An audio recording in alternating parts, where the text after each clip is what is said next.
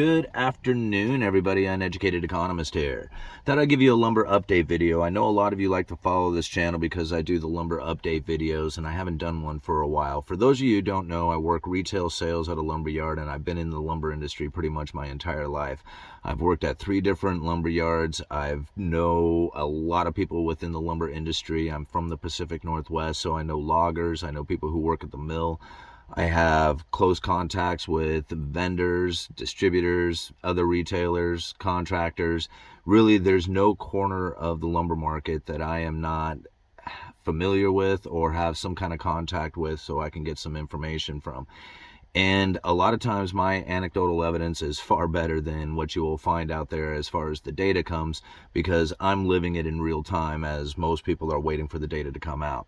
So when it comes to the lumber industry, there has been a lot of changes that have taken place over the last few years, especially after COVID. There was a huge disruption to the inventory levels that are out there, and the supply and demand imbalances that came from that really threw the lumber prices into like some chaotic swings.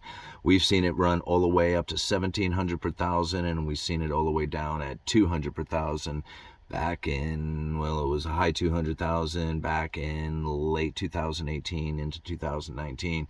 There was some really huge price swings that have taken place, and that isn't really typical of lumber. Lumber is usually, a fairly consistent priced, commodity when you think about it on a yearly basis. I mean, if there was a swing of more than 100 per thousand, that would have been like an extreme move. Now we see price moves of 100 per thousand inside of a few weeks, and people hardly even blink an eye any longer. Now, one of the big questions that has definitely come up lately is, how come I can't find the lumber prices anymore? Now, this is like something we have talked about, and I have been waiting to kind of get more information as far as how the change in the way the futures are now priced and where they go as far as like where they're coming from. It's far different from what it once was. Now, I'm going to try and explain it very simply, that the futures came from a handful of mills, the futures contracts that we remember seeing, as far as like you would go to CNBC and go to like, the tickers up there and go to agriculture, go to lumber, try to get the board foot per price or price per board foot for that current month contract. That was coming out of the British Columbia area with a handful of mills to a central location. Right? And this is how the contract was set up, because you got to think, there is mills all over the country. There is distribution hubs everywhere. There is distributors, retailers, wholesalers, all kinds of people who are playing this game. And not all lumber is going to be priced the same. So when you go to one particular mill as opposed to another, you may find different prices taking place there. The futures contract was just that. It was a contract for a future quantity of lumber at a particular location up in the British Columbia area. And that's where those futures contracts were priced. Now, again, that was just kind of ballparking figure where prices should be. That contract is now moved. It's no longer in the British Columbia area at that central located hub. It is now moved to Chicago. So the new contracts are now smaller.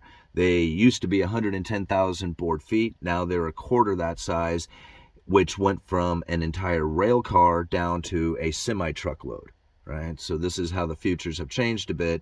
And they're also delivered to Chicago. So this is now a more centrally located spot for the distribution of lumber to those high production areas of the eastern side of the nation. This is the big change that has taken place. And again, I'm trying to keep it as simple as possible here. Now, when you think about like the added cost of shipping from the Pacific Northwest to the Chicago area, because it's still the same Doug fir 2x4 standard and better that's coming out of not necessarily the British Columbia area, but the Pacific Northwest, and being delivered to Chicago, that contract has that included rail cost to it. Right, so it's delivered cost to Chicago from the west to the east. And so the futures price of that is going to have that added input cost going into it. And that's the reason why you're seeing the futures price jump from, the 350 per thousand all the way up to the 500 per thousand. Let's see, I guess it was just 500 per thousand. So I guess the July contract is just under that. It's like between 450 and 500 per thousand now, which is a dramatic jump from what we had just recently experienced at around the 350. But you got to understand, it has that added input cost for travel going to the Chicago area. So that's the reason why we're finding that it's difficult to find the futures price, is because you're no longer finding it from the same location that it once was, from the same distributors that it once was, or the mills that once offered those things. Jeez, I'm stuttering. All right, but I think you guys got that. All right, so now where do you find those prices? Now I'm going to leave a link down in the description for you guys so you can find the current lumber future prices, and that I am now going to bar charts to find. And again, I will leave you a link down in the description for you. What I am experiencing today. Now, the prices haven't really changed much as far as like my retail prices and stuff. Those didn't change much when these contracts had moved from, again, the British Columbia area over to the Chicago area. The retail prices didn't move much. I mean, there is some fluctuation that we would expect. Now, what do I expect for the future? There is some concerns coming up with the OSB market. Now, this is something that not a lot of people are aware of. OSB is a plywood alternative. So when you have the skeleton of the house, when you're framing, you got the 2x4s, 2x6, that's the skeleton. The skin that goes on the outside, that's the sheathing. And now the sheathing generally is two different components, either OSB, oriented strand board, which is a cheaper version of sheathing when you compare it to like a 1/2-inch CDX, which is the more expensive, higher quality sheathing that you can buy out there. But OSB is probably the more prevalent one when you find it out there in new construction because of the lower cost of it.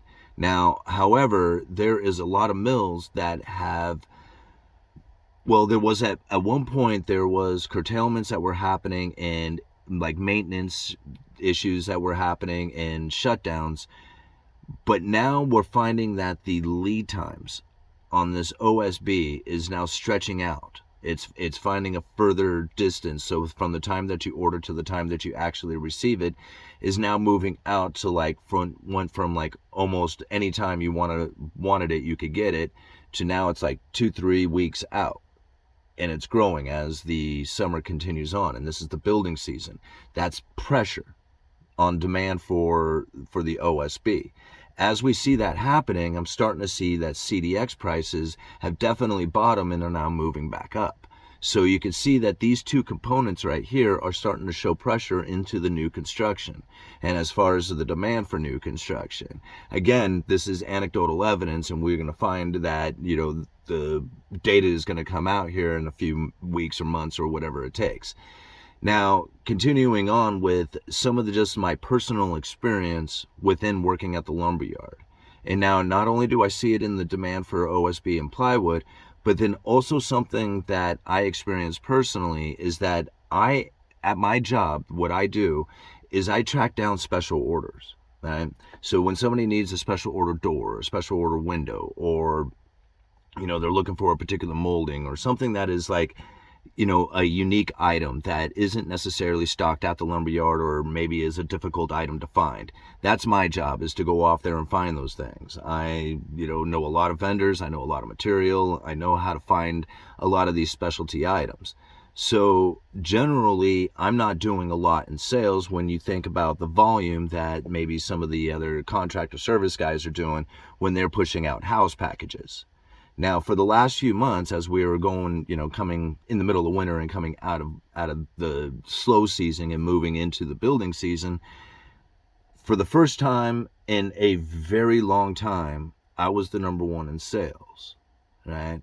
So now this is something that I was not expecting to have taken place, is that as the new year was starting over and we were, you know, getting our new sales in, I was at the top selling a lot of material, which isn't something that you would typically experience. Normally the contractor service would, even during the slow time, would definitely push out more inventory, but we had this high interest rate and people were concerned and the project slowed down.